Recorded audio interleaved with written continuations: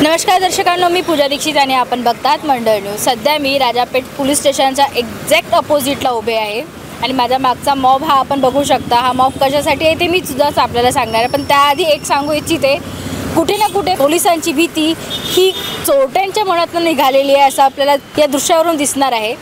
कारण की याच ठिकाणावरून मी ज्या ठिकाणी आहे याच ठिकाणावरून गेल्या एका वर्षात 3 गाड्या चोरी गेलेल्या आहेत।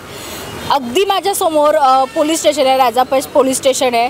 5:30 ते 7च्या दरम्यान या गाड्या इथनं चोरी गेलेल्या आहेत आणि याचे CCTV फुटेजसुद्धा प्राप्त झालेले आहे, पण अद्यापही त्याच्यावर कुठलीही कारवाई झालेली नाही आहे असं या लोकांचा रोष आहे। लोकांचा रोष इथे आपल्याला दिसून येतो आहे।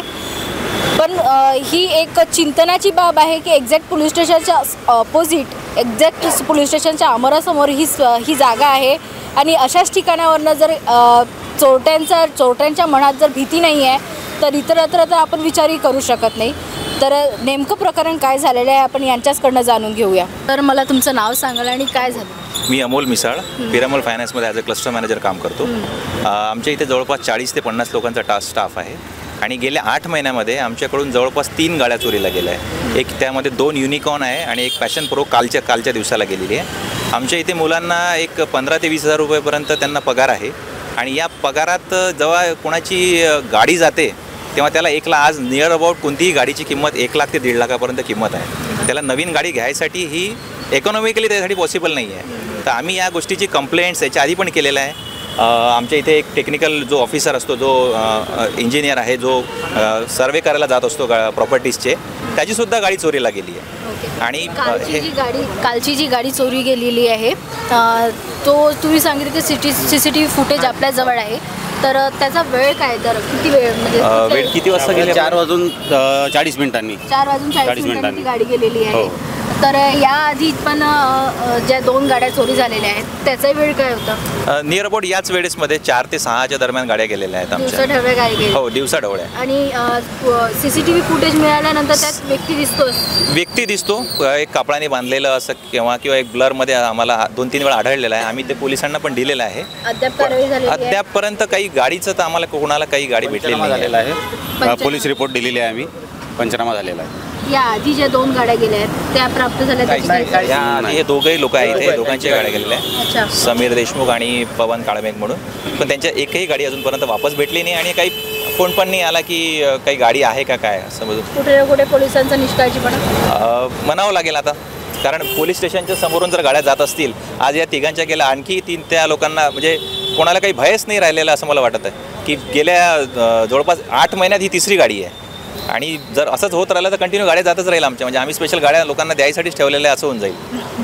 पोलिसांकडनं काय मिळालेलं आहे? अजून रिस्पॉन्स ते म्हणतात की शोध चालू आहे। जर CCTV फुटेजमध्ये व्यक्ती दिसतोय तर अद्याप त्यांचा काल सुगावा लागलेला नाही, अजूनपर्यंत काहीच नाही। ते सापडले की आम्ही तुम्हाला देऊ असं त्यांनी म्हटलेलं आहे। सर, तुमची गाडी जाऊन किती दिवस झाले? मला 7 महिने झाले। 31 डिसेंबरलाच रविवार होता, त्या दिवशी गाडी 6:30 वाजता चोरीला गेली। रात्रीचा अंधार असल्यामुळे CCTV वगैरेमध्ये कुठे दिसली नाही ती गाडी आणि त्याच्यानंतर आता एन्क्वायरी वगैरे चालू आहे। 1-2 वेळा मी पोलीस स्टेशनला वगैरे जाऊन आलो, मला त्यांना गाड्यासुद्धा भेटल्या, तिथे एन्क्वायरी करून आलो।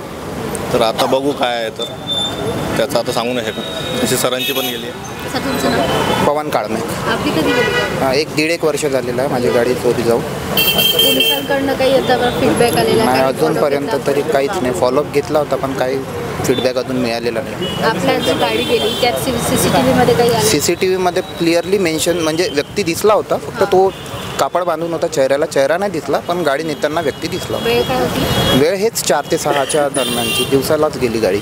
एअर घेऊन यांनी पहिले त्याचा शोध घेतला पाहिजे, कारण 6 ते 8 मधली 3री घटना आहे आमची।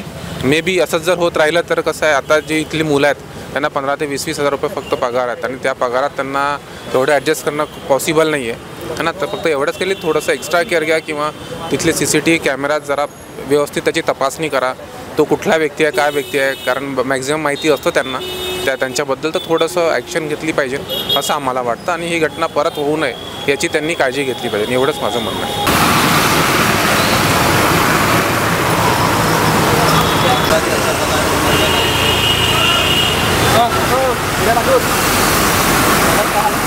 सध्या आपण राजापेठ येथील बाटा शोरूमच्या वर पिरामलचं जे ऑफिस आहे तिथे होतं आणि हे तिथलेच व्यक्ती आहेत, तिथलेच काम करणारे कर्मचारी आहे. यांच्या 7 ते 8 महिन्यामधले यातल्याच कर्मचाऱ्यांचे 3 गाड्या चोरी गेलेल्या आणि हे दिवसा ठरव्या झालेली घटना आहे. CCTVमध्ये व्यक्ती दिसतोय पण तोंडावर कापड बांधून असलेल्यामुळे तो व्यक्ती कोण आहे हे शोधावं लागलेलं नाही आहे. पण ही एक खरंच चिंतेची बाब आहे की अगदी आपल्या ऑपोजिटला आपल्या समोर राजापेठ पोलीस स्टेशन आहे. पोलीस स्टेशन असल्यानंतरही जर असे कृत्य जर होत असेल तर ही खरंच चिंतेची आणि चिंतनाची बाब आहे.